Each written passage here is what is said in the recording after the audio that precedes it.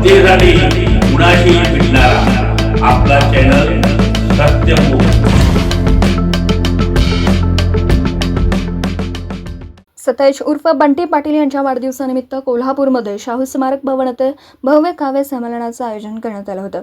या काव्यज्ञ संमेलनाचे 10वे वर्ष आहे. 12 एप्रिल रोजी सतेज उर्फ बंटी पाटील यांचा वाढदिवस असतो. या कार्यक्रमात अनेक पुरस्कार देण्यात आले होते.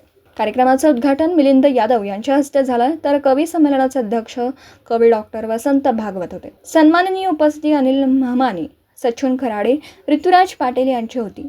पहिला सतीश कार्यगौरव पुरस्कार 2026 हा भूपाल शेट्टे यांना जाहीर करण्यात आला. 5,000 रुपये रोख, 25,000ची पुस्तकं व सन्मान चिन्ह असं या पुरस्काराचं स्वरूप आहे.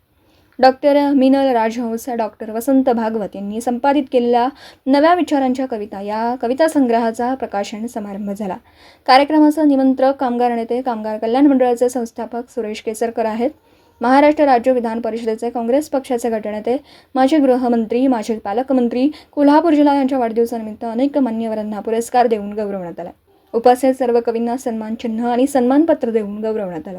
सत्यमुख प्रतिनिधी रघुनाथ कापसे, तालुका हातकणंगले, जिल्हा कोल्हापूर. वतीनं आयोजित केलेल्या आजच्या या काव्य संमेलनासाठी उपस्थित ज्यांनी आत्ताच मनोगत व्यक्त केलं आणि गेले अनेक वर्ष कोल्हापूरच्या समाजकारणात, राजकारणात एक मोठं योगदान देण्याची भूमिका स्वीकारली आणि ज्यांचा आजच आपण सगळ्यांच्या वतीनं या ठिकाणी सत्कार घेतला, ते कोल्हापूर महानगरपालिकेचे माजी उपमहापौर आदरणीय भूपाल शेट्टे साहेब, सन्माननीय डॉक्टर वसंत भागवतजी, मिलिंद यादव सर, ज्यांनी गेल्या अनेक वर्ष आदरणीय बंटी साहेबांच्या बरोबर खांद्याला खांदा लावून काम करण्याची भूमिका स्वीकारली आणि आमच्या सगळ्यांच्याच जवळचं नातं त्यांच्यावर राहिलेलं आहे आणि ज्यांनी मला आवर्जून इथं आग्रह केला आणि मी खरं म्हणजे बाहेर गावी होतो आणि मला सांगितलं कारण सांगायचं नाही, तुम्ही आलं पाहिजे, कारण साहेबांना आज याला इथं वेळ होतोय. ते आमचे सहकारी सन्मान्य सुरेश केसरकर सर, सन्मान्य आदरणीय अनिल महमानीजी, सन्मान्य सचिन खराडेजी, अंतिमा कोल्हापूरकर, आदित्य ममाने, कपिल राजहंस, संजय सासने, अनिता काळे, भागवत मानेजी, शिवाजी चौगलेजी, दिनकर अडसूळ, अशोक माळीजी आणि सर्वच उपस्थित असणारे खरं म्हणजे या कार्यक्रमाला ज्यांनी खरी शोभा आणली ते आमचे खऱ्या अर्थाने या साहित्य क्षेत्रातील, कवी क्षेत्रातील आमचे सर्वच रत्न आणि गेल्या अनेक वर्ष ज्यांनी या क्षेत्रामध्ये योगदान दिलं ते आमचे सर्व वडीलधारी, माता भगिनी आणि माझे तरुण सहकारी. आज आपल्या सगळ्यांनाच माहिती की आजचा हा उपक्रम म्हणजे एक अत्यंत नाविन्यपूर्ण उपक्रम आहे. थोडा इतिहासामध्ये केसरकर साहेब आपण जर गेलो तर अनेक राजकीय लोकांचे वाढदिवस होत असतात आणि खऱ्या अर्थानं आपण बघितले तर प्रत्येक वेळी राजकीय वाढदिवस म्हणलं तर एक वेगळे उपक्रम घडत असतात. पण आजचा उपक्रम हा जरा वेगळा आहे.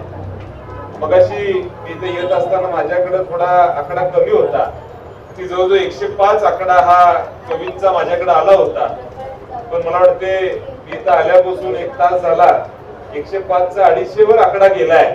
हे मला निश्चितपणे आपलं या ठिकाणी मला कौतुक करायचं आहे. आणि जेव्हा मी उल्लेख करतो की अनेक राजकीय लोकांचे वाढदिवस होतात तेव्हा खऱ्या अर्थानं आजचा जर वाढदिवस बघितला, आजचा जो उपक्रम बघितला तर जवळजवळ 250 कवींना एकत्र करण्याचं काम आज आदरणीय बंटी साहेबांच्या वाढदिवसाच्या निमित्तानं आपण केलं.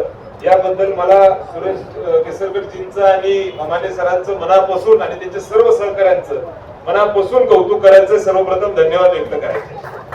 कारण गेले 10 वर्ष सातत्यानं एक चांगला उपक्रम घेण्याची भूमिका आज आमचे सर्व सहकारी या ठिकाणी करतात. मला वाटते मागच्या वर्षी देखील येण्याची संधी मला इथं मिळाली होती आणि मला वाटते दुसरं वर्ष आहे मी या कार्यक्रमाला, या उपक्रमाला या ठिकाणी निश्चितपणे येण्याची संधी मला मिळते. आज खरं म्हणजे आदरणीय बंटी साहेबांचा जेव्हा आम्ही उल्लेख करतो तेव्हा या राजकारणामध्ये, या महाराष्ट्रामध्ये आदरणीय बंटी साहेबांनी समाजकारण, राजकारणामध्ये अनेक लोकांना आधार देण्याचं काम केलं आणि आज त्यांच्या वाढदिवसाच्या निमित्तानं एक स्तुत्य कार्यक्रम, एक चांगला उपक्रम आज आपण घेता याचा आनंद मला निश्चितपणे नाही. घरातला घटक म्हणून त्यांच्या बरोबर अनेक वर्ष मी काम केलं. आज आदरणीय माझे आजोबा डी.वाय. पाटील साहेब असतील, माझे वडील डॉक्टर संजय डी. पाटील साहेब असतील, काका आदरणीय सतेज पाटील साहेब असतील आणि तिसरी पिढी म्हणून आम्ही सगळेजण या कोल्हापूर जिल्ह्यामध्ये या राज्यामध्ये काम करतो. आणि मला निश्चितपणे आनंद वाटतो की या कोल्हापूरमध्ये, कोल्हापूर म्हणलं तर कलापूर म्हणून आपण ओळखतो आणि कोल्हापूरमध्ये कला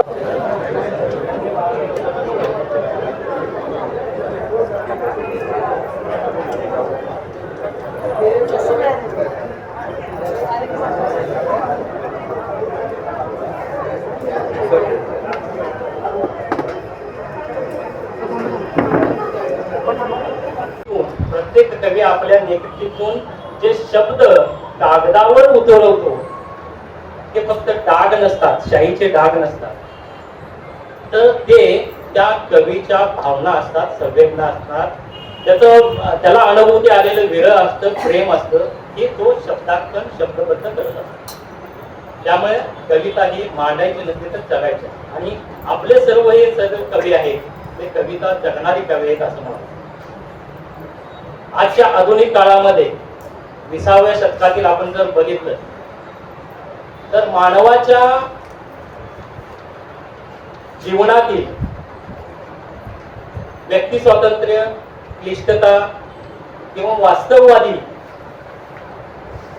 दृष्टिकोन व्यक्त करणारी ही साहित्य चळवळ. म्हणजे पूर्वापार जे चालत आलेलं ते पारंपरिक विषय म्हणजे निसर्ग, ईश्वर किंवा छंद, यमक याला छेद देणारे या आधुनिक कविता आहेत. जनतेसाठी कुणाशीही भेटणारा आपला सत्यमुख. लाईक करा, शेअर करा आणि बेल आयकॉन ऑन करा. मित्रांनो, विसरू नका.